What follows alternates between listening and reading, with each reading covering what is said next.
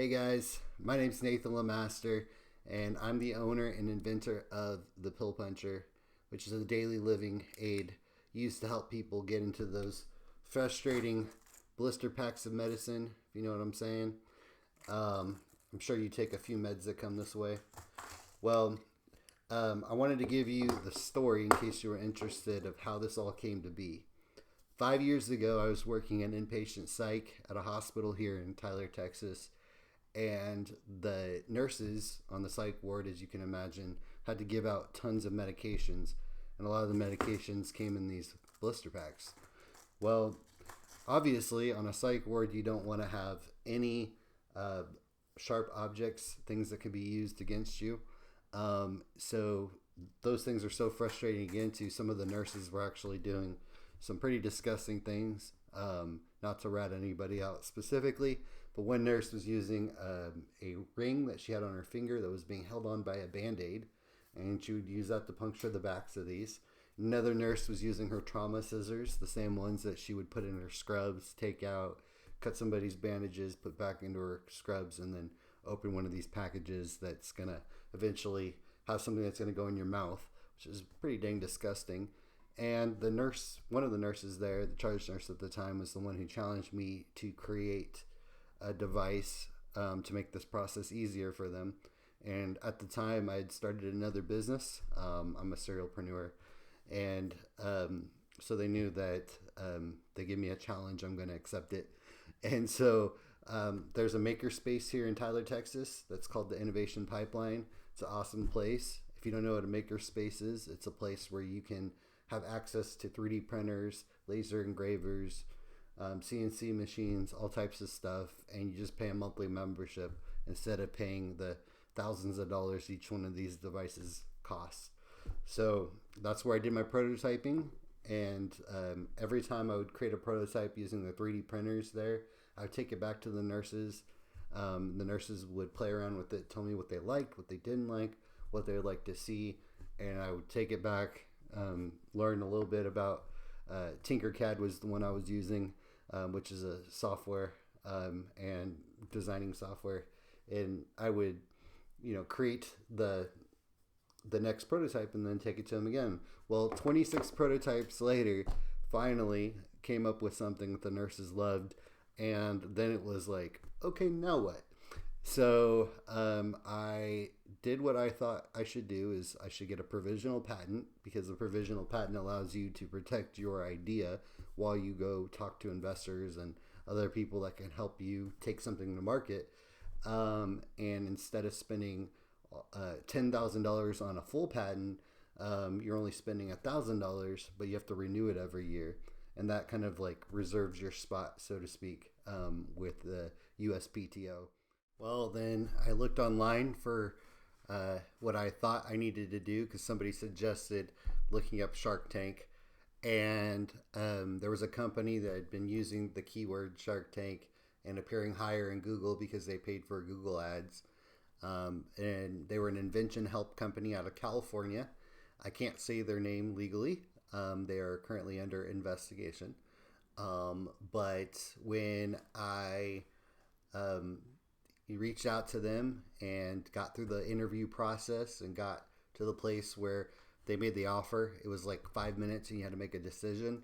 And my wife and I prayed and we went with the decision, where we gave them quite a lot of money and, equity in the company. And they said they would do all these things, like take the invention from conception all the way to manufacturing, through marketing, through packaging, making the thing a reality. And they said they would do this all in 9 months. Well, fast forward a year and a half later, they still hadn't done any of that, and they were ghosting me. And so when I started putting pressure on them, including getting a lawyer involved, they were saying, well, you're going to profit off of our work. And like, what work did you actually do? And so they didn't want to give any of the money back, but they were okay with giving the equity back. Yeah, so I ended up getting the equity back. So they were out of the picture, but lost quite a lot of money, and that knocked the wind out of my sail for a couple years. I kind of let it rest. And then out of the blue, I got asked from the innovation pipeline to come down and present my product in front of city council as a success story for the innovation pipeline, so that they could get money from the city. And I wasn't expecting to talk. And Phil Burks was there, and Phil Burks is now one of the investors. But at the time, he decided to make this announcement while we were there, saying, my version of success for the innovation pipeline is when the next Elon Musk comes out of East Texas. And I was like, whoa, you're comparing me to Elon Musk? I didn't create a spaceship. But cool compliment. But that put me on the spot, and the city council was asking me questions about it, including, have you thought about going on Shark Tank? Which is hilarious because of all the stuff I just said. But anyways, after the city council meeting, 2 TV stations that were local covered it, and then it started getting a lot of buzz. People started asking, where can I get one? And other people were wanting to invest. So like I said, Phil Burks is one of the investors, and he's a mentor of mine. And then Don Warren, the mayor of Tyler, invested. So cool beans, right? And they brought this back to life. And from there, it was, now, how do I make this a reality? So I started looking for manufacturers, and I ended up going with one. Found out, I learned a ton about the process of bringing something to market. And it's quite expensive as well, as you can imagine. But after getting the first 2,000 of them made and sent to me, it was May 18th of 2023.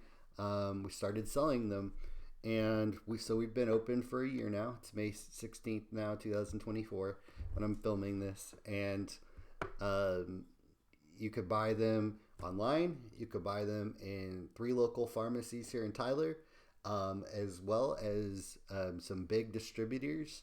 And now, since I just did this big event over in Missouri with a lot of retailers, 16 new retailers are taking me up on the offer to have the pill puncher in there.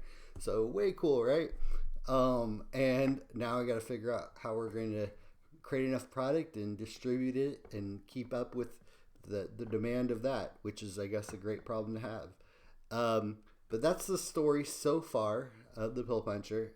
Like I said, we are 1 year in, and I hope to see how much it can continue to grow.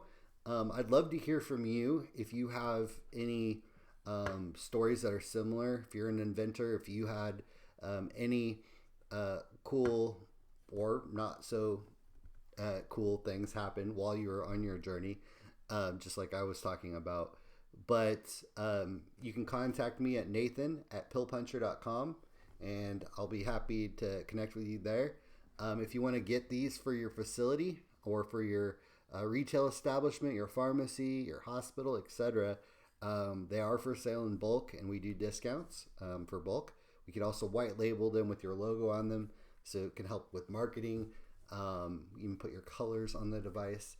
And, the main point at the end of the day is that it's really cool to have something that came from up here. Actually came from a suggestion from one of the nurses, and now it's a real thing out there in the market that you can buy. So cool.